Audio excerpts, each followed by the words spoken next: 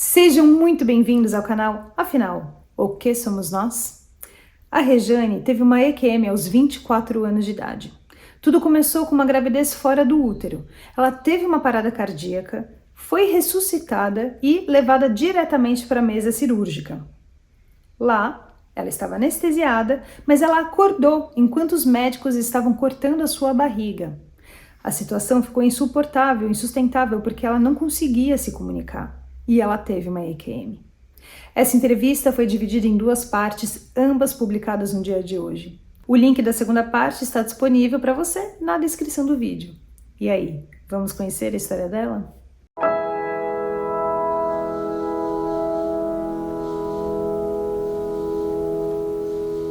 Boa tarde, Rejane. Muito obrigado por você aceitar compartilhar conosco do canal Afinal, o que somos nós, a sua experiência de quase morte, o seu aprendizado com essa experiência. Peço, por favor, que você se apresente, nos diga de onde você está falando, qual a sua ocupação e nos conte no maior detalhe possível tudo o que aconteceu. Muito obrigado. A palavra está com você. É um prazer estar aqui no programa de vocês. Vocês me ajudaram muito a poder conectar o que eu vivi com as experiências de outras pessoas que eu tenho assistido no Afinal, que somos nós. Meu nome é Rejane, eu tenho 67 anos, tenho 2 filhos e tive uma EQM aos 24 anos de idade. Eu tive uma gravidez fora do útero, e cheguei no hospital com parada cardíaca. Fui ressuscitada e durante a cirurgia eu acordei com o médico cortando a minha barriga, meu abdômen. E eu tentei me mexer e não consegui. Eu estava amarrada. E aquela sensação era insuportável, insuportável. Eu ainda ouvi o médico, eu tentei me mexer, não consegui, e eu ainda ouvi, quando comecei a rezar, nesse momento eu comecei a rezar, o desespero era tanto, porque ele colocou acho que é um aspirador para sangue, que eu tinha muito sangue no abdômen. Nesse momento ficou insuportável e eu simplesmente saí do meu corpo. Saí do meu corpo e fiquei no teto, virada para o meu corpo, em cima da luz. Fiquei olhando aquela situação e fiquei muito surpresa em perceber que eu estava acima da luz e, ao mesmo tempo, estavam mexendo comigo, estavam me operando. E o que me surpreendeu é que eu não senti nada em relação ao meu corpo. É como se fosse uma veste velha, uma coisa descartável, assim. Não senti compaixão nenhuma. E eu vi ainda o médico dizendo para o meu tio, que também era cirurgião, que estava acompanhando a cirurgia: olha aqui, Azevedo, que essa menina tem de coágulos de sangue. Ela tá aí, e também ouvi: olha, ela está acordando. Só que, e eu ainda pensei: pois sim, que eu estou acordando, já estou acordada olhando vocês, né? E eu me via, eu acho que 3 cabeças, assim, 3 médicos em cima de mim, eu via de cima, assim, e tinham mais 2 pessoas que elas estavam, assim, elas estavam de branco, eram luminosas, assim, mas eu não me detive nelas.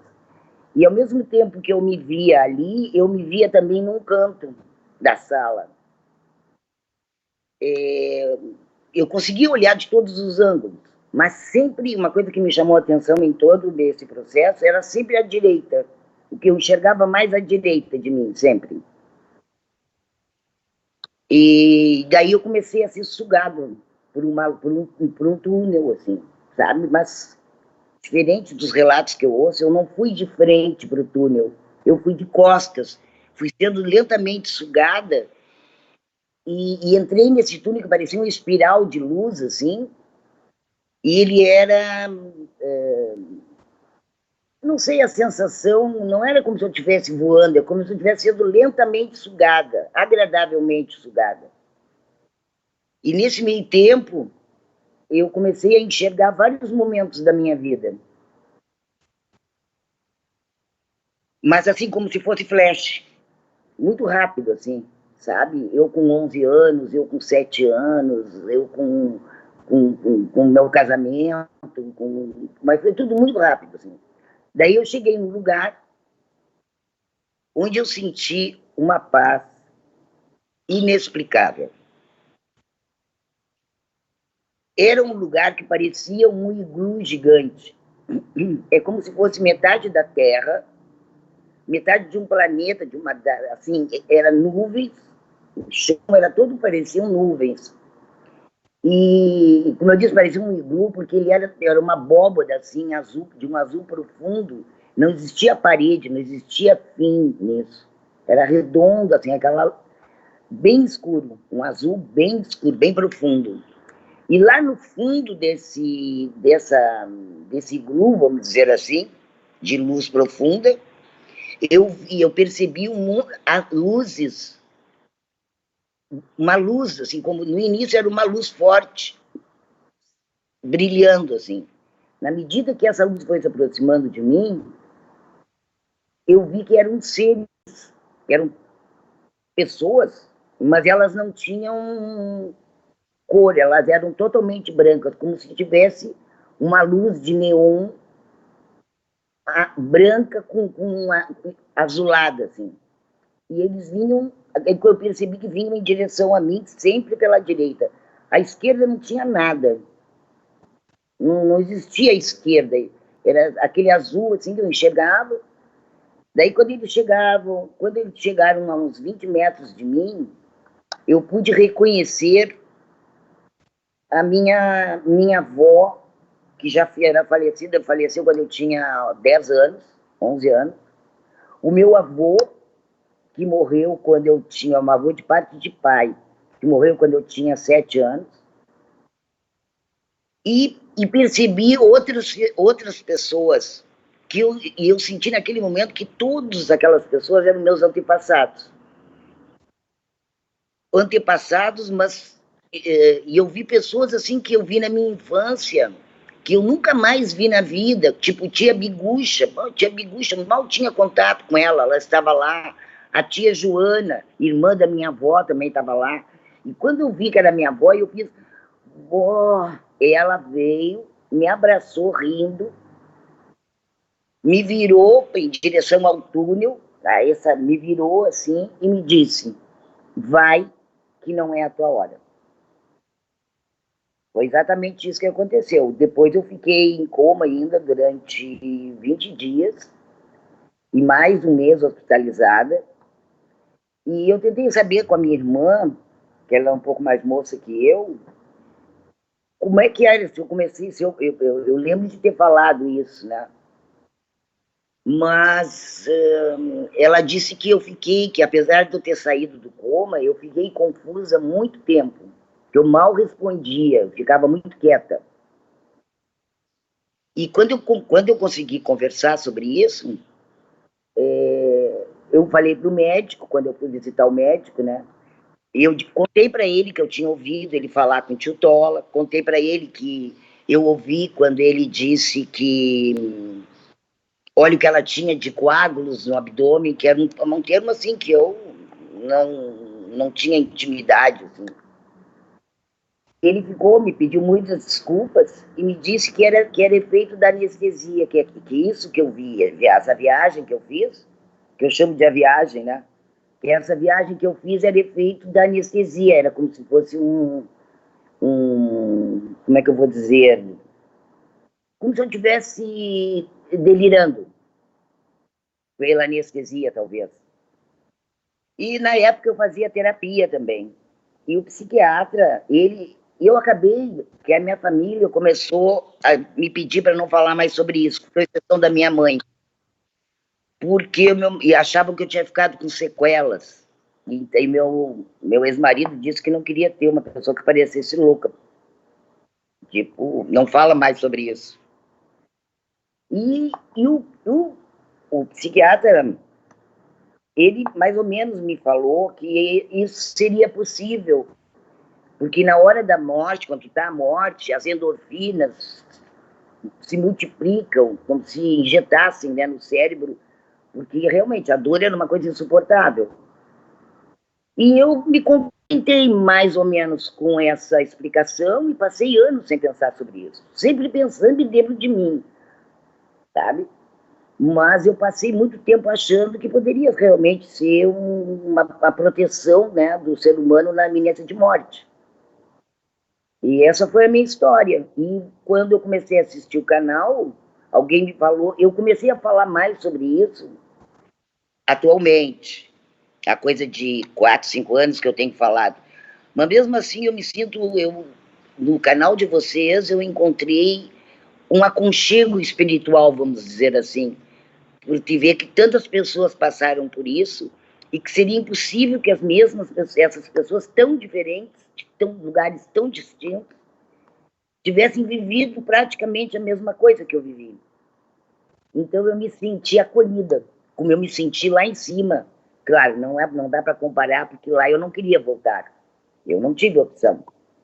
Ela simplesmente me... Agora, eu não sei quanto tempo eu fiquei nessa vivência. Eu não sei se durou um mês, se foram segundos. É que não tem tempo, não tinha tempo. O tempo daquilo pode ter durado segundos, como pode ter durado dias, quase um mês, mais ou menos. Então, essa foi a história que eu vivi. E ela mudou minha vida bastante. Regiane, você pode, por favor, me detalhar um pouquinho mais o que levou você a ser operada?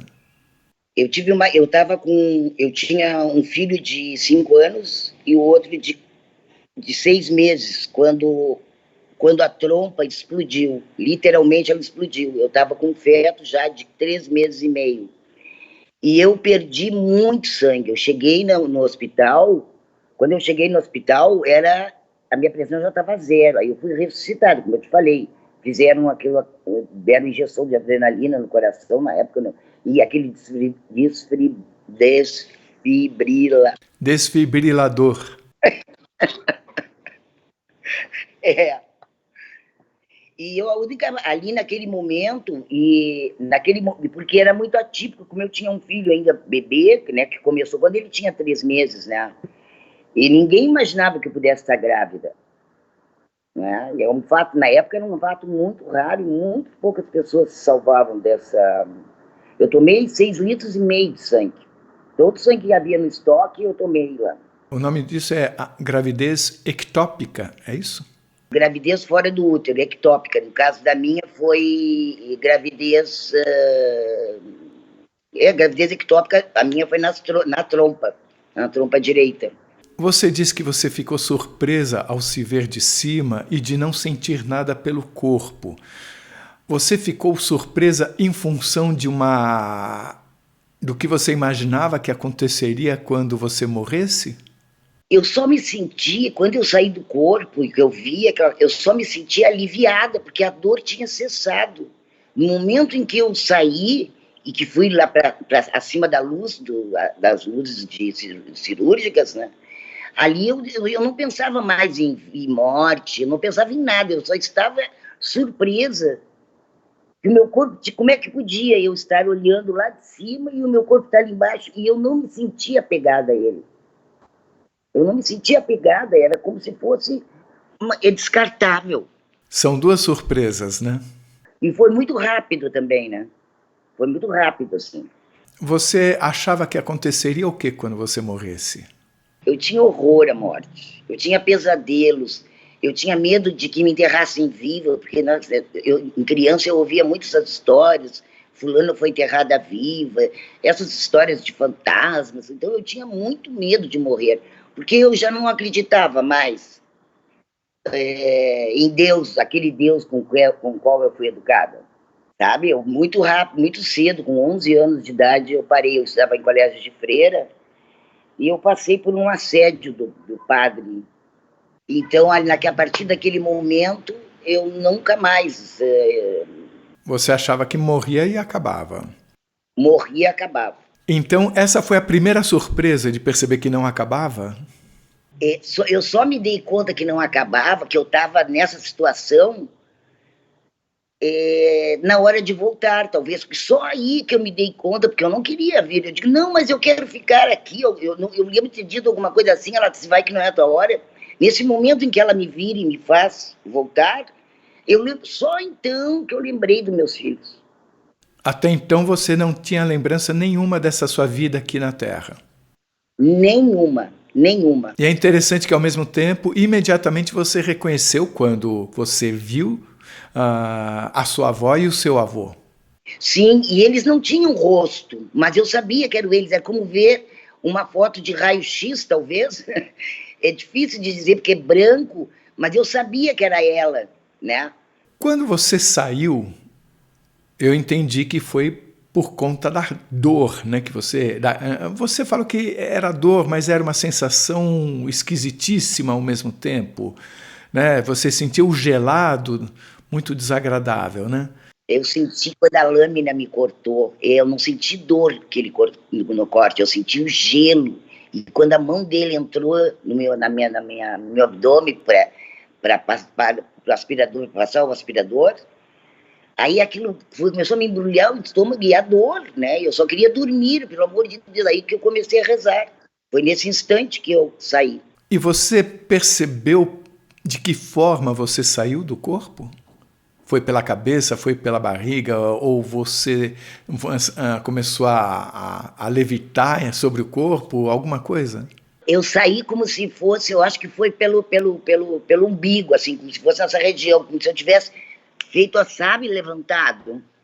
Você comentou de duas pessoas que você viu que eram bastante brancas e que você percebia que não eram da equipe médica, digamos, física dali. Você percebeu isso e isso fez você pensar alguma coisa, tipo, quem são essas pessoas? Não, eu achei que eram pessoas que estavam lá, elas estavam ao entorno. Como eu fiquei planando, eu estava virada para o meu rosto, sabe? Eu estava em cima naquela coisa da luz, virada nesse sentido, assim, sabe? Então, essas pessoas que estavam aqui atrás, eu não me dei, eu só vi que estavam ali, mas não.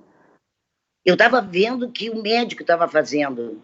Então, essas pessoas que não eram do plano físico, elas só estavam observando? Só observando. Quer dizer, eu acho, né? Não sei, eu acho que sim, não tenho certeza. Mas eu tinha 24 anos quando isso aconteceu. Você viu essas pessoas, você viu seu corpo, você via as paredes tais como eram de fato ou eram diferentes? Ou você não as via? Era tudo branco, mas era diferente de quando eu subi. Eu acho que eram paredes mesmo, assim, porque na época a Beneficência Portuguesa, que foi esse hospital, ficava a meia quadra da minha casa. Eu tive que ir de ambulância, né? Me levaram de ambulância, mas eu já não estava conseguindo me comunicar, mas eu ouvia tudo que diziam. Eu ouvi minha mãe chorando, eu vi o tio Tola dizendo pro meu marido na época que ele se preparasse, porque dificilmente eu ia sobreviver. E isso sim é uma coisa que me chama atenção, agora estou falando, porque eu ouvia nitidamente, eu estava no quarto e o meu ex-marido e o tio Tola estavam no corredor de entrada da casa. E era como se eles estivessem falando do meu lado. O meu ouvido estava muito sensível. Eu ouvia, mas não conseguia emitir nenhuma, não conseguia nem me mexer. Tamanha era a dor. É interessante que dá a entender que você ouvia a conversa de pessoas que tinham ligação com você, porque nesse mesmo raio de ação deveria ter um monte de gente no hospital, em outros corredores, em outros quartos, falando também, e você não as escutava. Não, acontece que no hospital que eu estava, ele estava em obras. Então foi montada, inclusive, uma unidade para fazer a cirurgia. Eu fiz numa sala que estava desabilitada, habilitada na hora, porque eu não conseguiria chegar até o outro hospital a tempo. Em que cidade foi? É Rio Grande, na cidade de Rio Grande, no Rio Grande do Sul, uma cidade que fica perto de Pelotas. Hoje você está falando da onde? De Aracaju, eu moro em Aracaju. Já morei um bom tempo também no Rio, e agora eu estou nessa bela cidade aqui. Você se via também no canto da sala. Você via o seu corpo, você via uma segunda você no canto da sala e tinha esse ponto de vista observador que podemos pensar que seja você principal, vou brincar de dizer assim. Você nunca mudou o seu ponto de vista para o ponto de vista daquela você que estava no canto da sala? Não. É como se eu observasse é como ela era eu. E ela me dava uma visão de um outro ângulo. Você tinha também a visão dela? Tinha a visão dela. Ela não estava me olhando, mas eu estava olhando para ela, para essa outra Rejane. Não sei o que é complicado. Você olhava para essa outra Rejane, mas você via também o que essa outra Rejane enxergava? Acho que não. Ela só estava parada lá, sem fazer nada. É estranho, né? Mas assim, é como se tivesse parada ali, olhando. Eu estava duplicada. E você, naquele momento, achou tudo natural. Você não se perguntou, o que eu estou fazendo aqui e ali ao mesmo tempo? A única coisa que me surpreendeu naquele momento foi olhar para mim, o meu corpo na maca, né, e não sentir dó daquela criatura que estava sofrendo ali.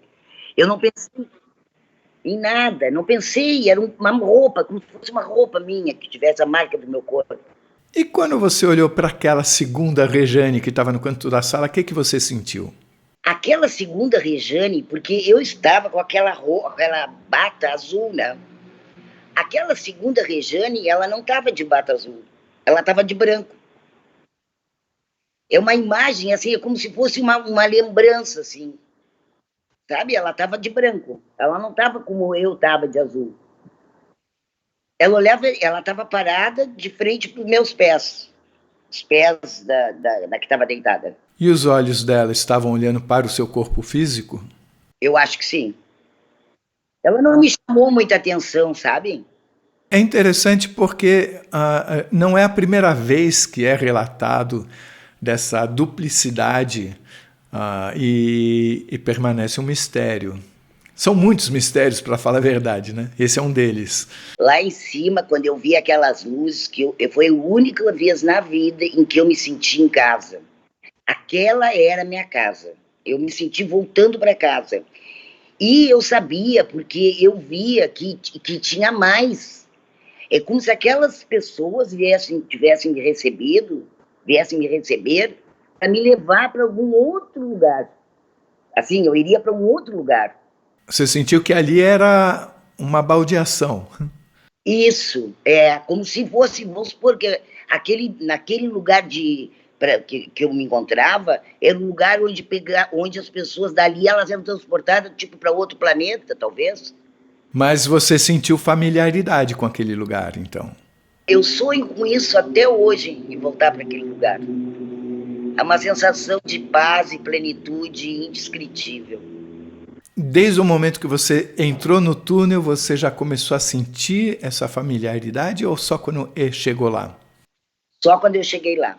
Lá onde você sentiu, então, que você entrou nesse ambiente onde eles estavam? Eles não estavam lá. Eles chegaram depois. Eu cheguei no lugar onde eu estava como se fosse nuvens, eu estava em cima de nuvens, e quando eu olhei era como se fosse esse iglu, eu chamo iglu porque era uma imensidão azul, como olhar para o céu noite escura e estrelada, sabe? Uma noite só com estrelas, onde não tem iluminação artificial, aquela abóbada profundamente azul. Aí no fundo disso que eu vi aquelas pessoas, né, se aproximando, uma luz que foi que eu só pude visualizar que eram pessoas, pareciam aqueles bonequinhos que a gente faz quando criança, de palito de fósforo, sabe? Elas tinham batas, mas elas eram todas translúcidas, é isso, translúcidas. E elas vieram flutuando? Não, caminhando. Quer dizer, elas vinham caminhando. Como é que era o chão? Era a natureza? Era branco, era nuvem. É como se fosse nuvens. Nunca deixou de ser nuvem? Nunca, o chão nunca deixou de ser nuvem.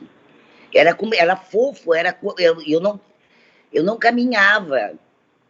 Eu cheguei naquele espaço e ali eu fiquei parada. Eles é que vieram. Mesmo quando você não os percebeu, você já sentia essa familiaridade imensa com aquele local. Exato. A paz eu senti antes de sentir que tinha qualquer outra coisa ali.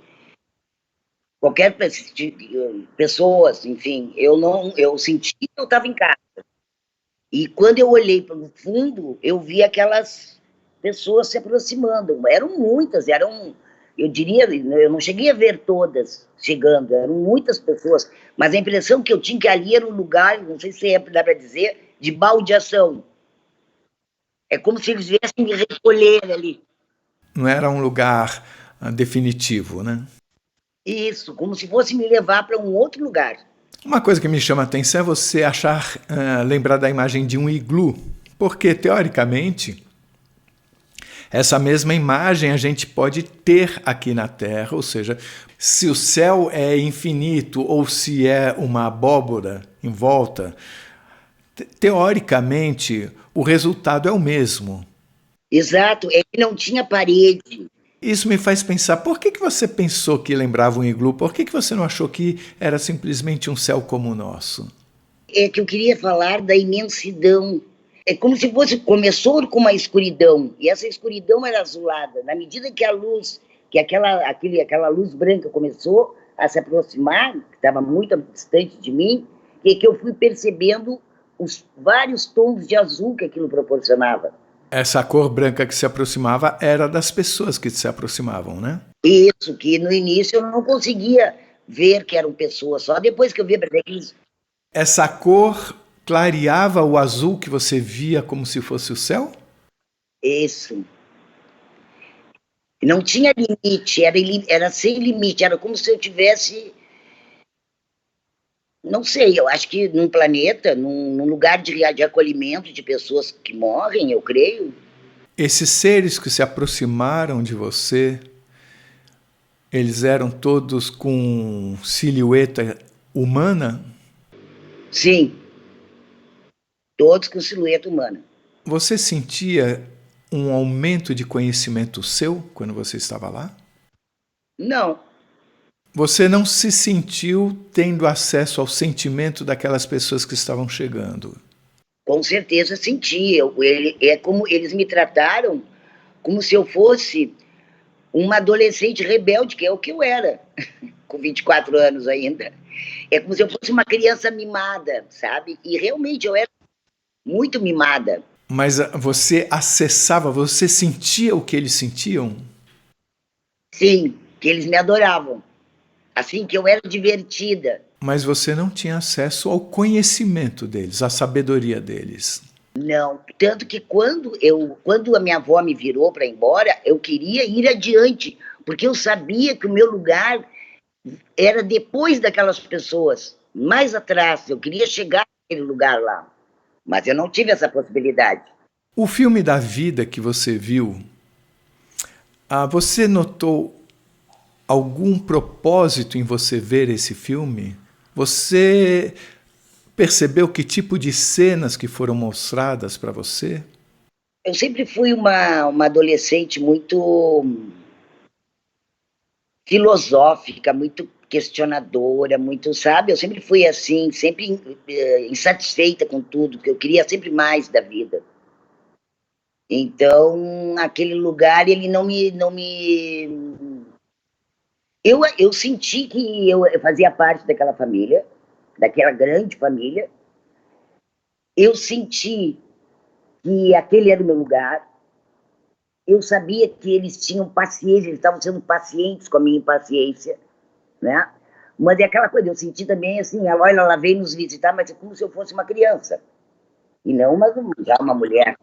Tá, mas você está falando da sua relação com eles. Eu estou perguntando sobre aquele filme da vida que passou. Ah, sim. E também queria saber se você só viu ou se você reviveu.